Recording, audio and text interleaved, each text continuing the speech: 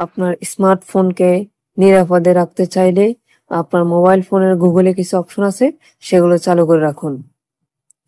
তাহলে আপনার গুরুত্বপূর্ণ ডকুমেন্ট নিরাপদে থাকবে এবং আপনার স্মার্টফোনের সকল তথ্য নিরাপদে থাকবে। প্রথমে আমাদের মোবাইল সেটিংসে আসতে হবে। সেটিংসে আসার পর একটু স্ক্রল করে নিচে নামবেন।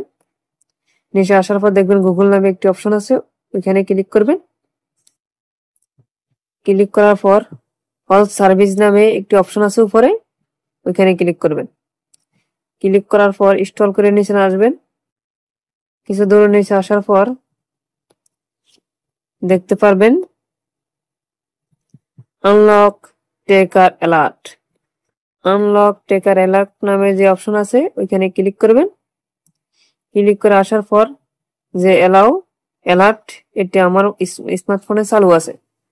এটি কারো স্মার্টফোনে বন্ধ থাকে। যদি বন্ধ থাকে তাহলে আপনার ফোন কেউ যদি ট্র্যাকিং করে তাহলে আপনি জানতে পারবেন না। আর যদি বন্ধ থাকে তাহলে এটি চালু করে দেবেন। চালু করে দেওয়ার পর আপনি বুঝতে পারবেন আপনার মোবাইল কেউ যদি ট্যাগ করে তাহলে SMS এর মাধ্যমে আপনাকে জানিয়ে দেওয়া হবে। ধন্যবাদ। আল্লাহ হাফেজ।